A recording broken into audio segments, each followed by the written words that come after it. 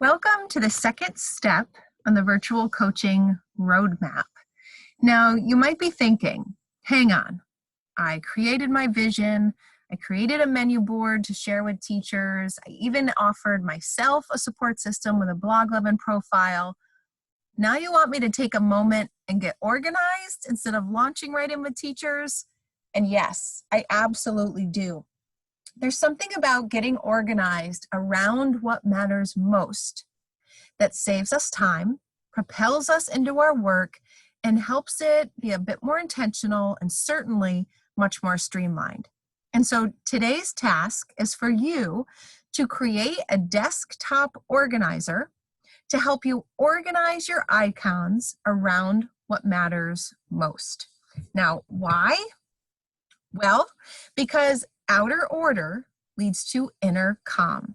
Gretchen Rubin is one of my favorite writers. She's got a podcast called Happier with Gretchen Rubin that I highly recommend you subscribe to support your own learning. But the idea is that if our spaces around us are organized, then we can be better organized and focused on what matters most. And so that organization could be our desktop icons. It could be our actual desk and physical surroundings. It could be our digital documents and drives and email inboxes. All of those little things can add up to either make your day or break your day. And so now that you've got a nice clear vision for your work ahead, you want to organize a couple of key spaces in order to bring some outer order to your inner calm. And so what could we get in order? As I mentioned, it could be our desktop, our actual desktop, or our computer desktop, our files and folders, our documents and our drives, our email inbox, certainly our to-do lists, and even our calendar and the bags we bring to school. But what I want us to tackle in this step of the roadmap is organizing our desktop, organizing our documents and our drives, and organizing our to-do lists. So, has your computer desktop ever looked like that or ever felt like that? Now that one is definitely extreme. I purposely found one on the internet that looked terribly over the top, knowing that we couldn't possibly have a desktop that came close to that. So we're already ahead of the game. But looking at that obviously does not have a lot of outer order, which would certainly give me a small amount of panic as I looked at the disorganization in front of me. And since our desktop is something that we see every day, giving a bit of love and a bit of attention to it can go a long way for our mental abilities and our mental state of mind. And so I'd love for you to take a before picture of your desktop. I wish I did when I did this little experiment. I forgot to take a screenshot of what it was beforehand. So your job is to take a quick little before picture before you jump into today's organizational activity. And now you can see an after. Now we know that that was not my computer on the left, but this is my computer on the right. And you can see I've created a background that focused my attention and my documents around what really mattered most to me. My family, of course, the writing and the blogging that I was doing, my teaching at the university, and projects and ideas that I have going around coaching and teaching and leading. I added a little Bitmoji for some fun. There's me and my coffee cup right there, and I love quotes and sayings.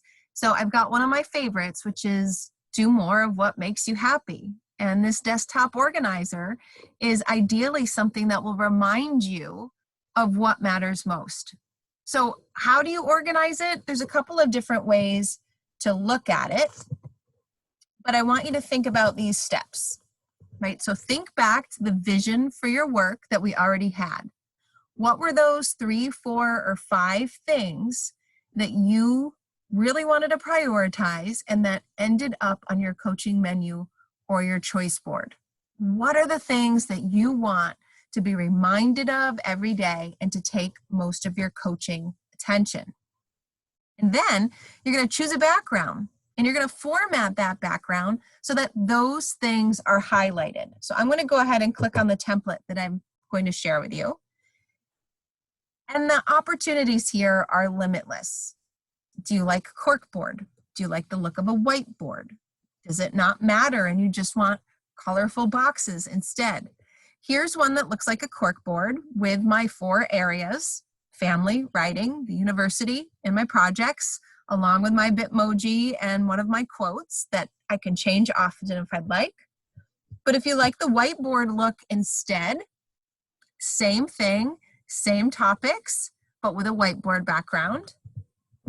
And here's one that I was originally inspired by on the internet, which is just a basic background of a brick wall background with shaped text boxes with the different areas that mattered most, shaded in colors that we love, and the titles of them written in at the top.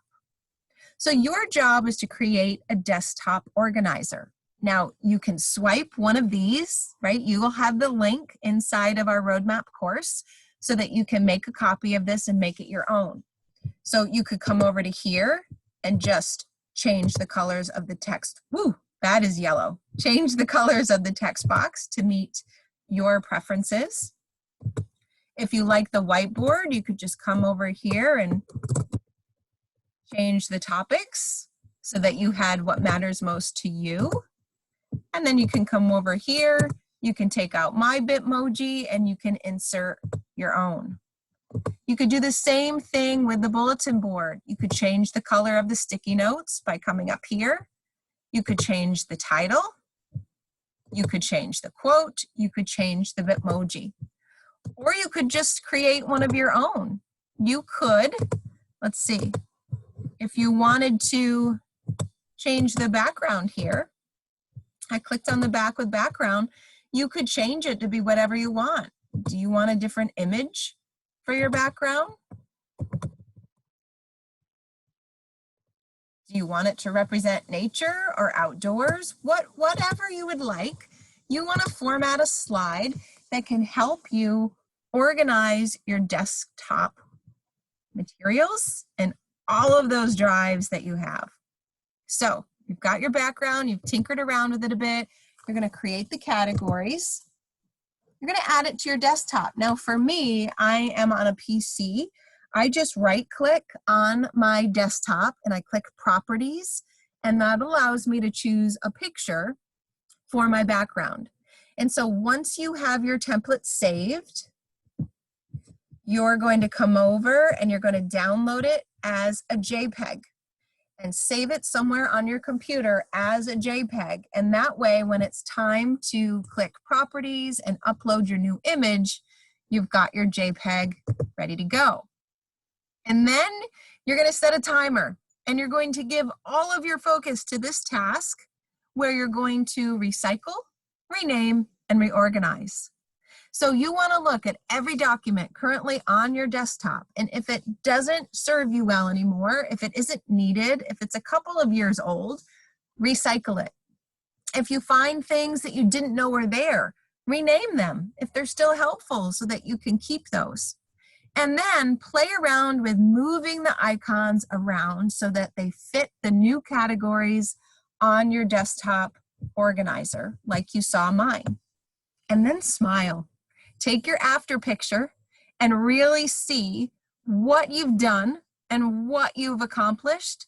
And just take a minute to realize how much better it makes you feel to know that those very small steps that you've just taken, they're going to allow you to look at that desktop every single day and realize that you're ready to go, that you're organized, and that this reminder will keep you focused on what matters most.